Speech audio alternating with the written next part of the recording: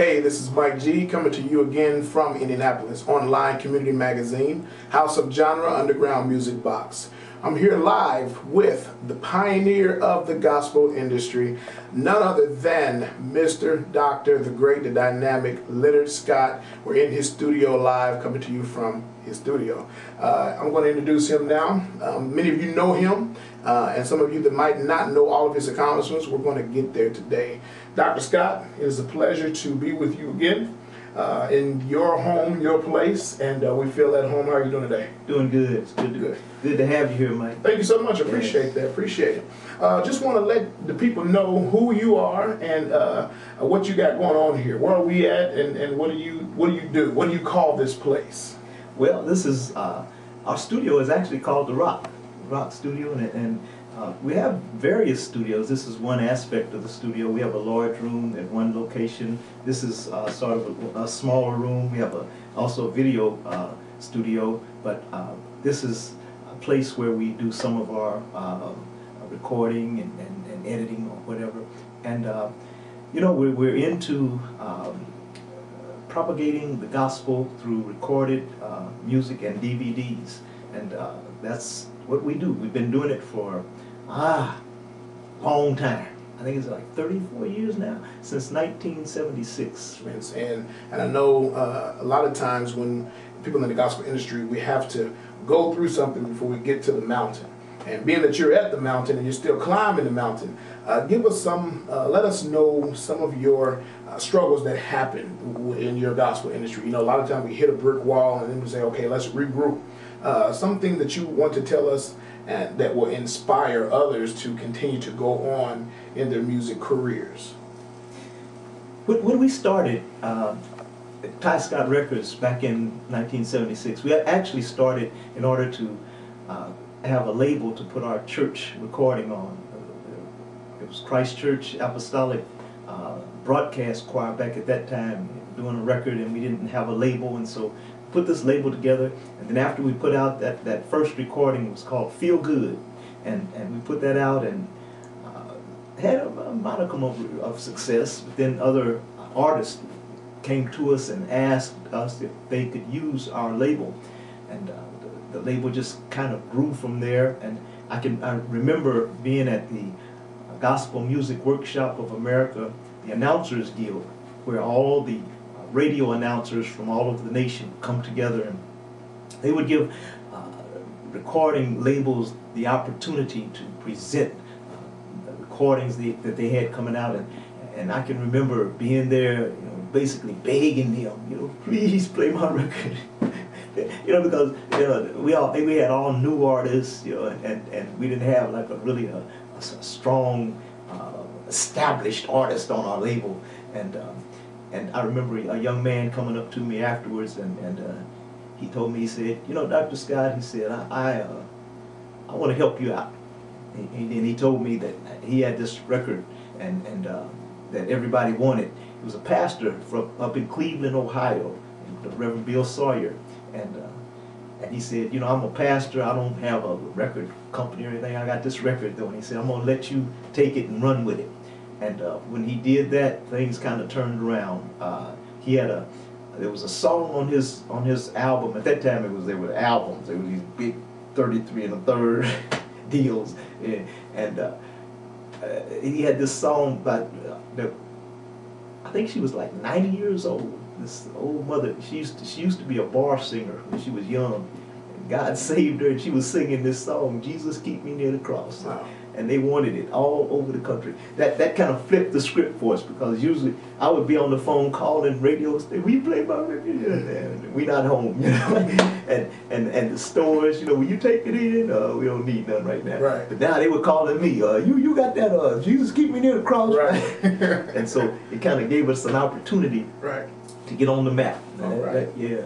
That was actually outstanding. I remember the Feel Good song. They still, you know, I come from Grace, so kind of like the Bishop Choir kind of sung that stuff. Those old school songs back then in the old day, they called the heyday of Bishop Morris Golden. Wow. And those Bishop Choir would get up there and they'll kill it. Yeah. So what were some other artists that came on your record label that kind made somebody say, wow, TYSCOT's doing it again and yet again.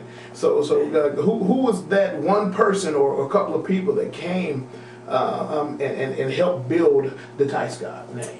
Well, actually, after Reverend Sawyer, that put us at another level, but still we wasn't at star status, you know.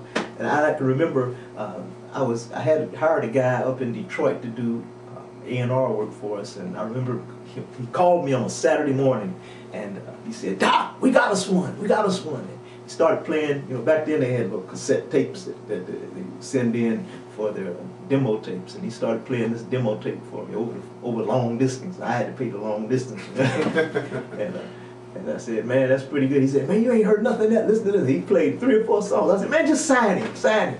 And that ended up being the Reverend John P. Key. And that put us on another level altogether. Reverend Key brought us our first #1 recording, which was "We Walk by Faith, right, Not by Sight." Absolutely. And it brought us our first gold record. You know, so yeah, that was good for us. Yeah. I remember those songs. Youth choir, again, I keep reverting back to Grace of Our Way, but the youth choir used to sing it, and I might say we used to rock it as well. All right. So we used to tear it down. In the TYSCOT industry that has taken Indianapolis by storm and continues to, who is it involved with? Is it outsourced? Is it any of your family involved in it? Kind of let us know or let everybody who's listening and watching us know, who is the TYSCOT? Where it come from, and who's involved with it besides you? TYSCOT is sort of a family business, but then it's not. We have my son Bryant Scott runs the day-to-day operations. I also have a daughter who is an attorney, Melanie Scott. She does she heads up the marketing department for us. Then we have a number of people. We have staff here in the city, but then we have a number of people on promotions, and our sales staff are actually in Atlanta. So we have kind of like 2 offices. We have the Indianapolis office and then the Atlanta office.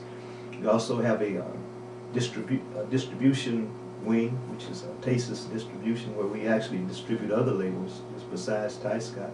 These are where I have Be Lifted Up, the CD, Be Lifted Up, the book, and also Soaring with Eagles, the book. And we're going to give these away to someone who calls us and let us know that you want this book and this CD for a purpose of ministry purposes.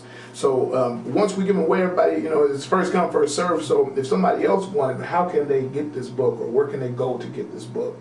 Let us know that.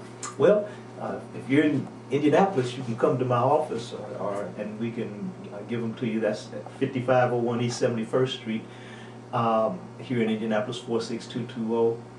Or you can go to our website at www.bishoplscott.com. Bishop L. Scott. BishopLScott.com. Okay. And you can get books and CDs there, everything we have. Okay. Let me know if you want this. If you want this book, is yours. If you want the CD, is yours. If you want this book, is yours. If you want this book, is yours. To the very first person who calls us. My personal number is 317-361-0393.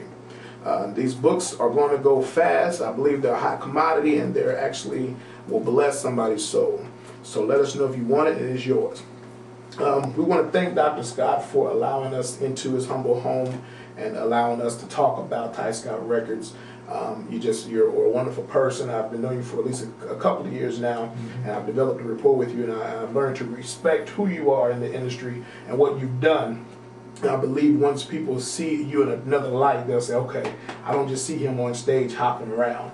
He actually is a down-to-earth young businessman, and they'll learn to respect you all the more, just as I did. So we greatly appreciate you. Indianapolis Online Community Magazine appreciates you. The House of Genre, we love you. And once again, Dr. Leonard Scott and Mike G, we out. God bless.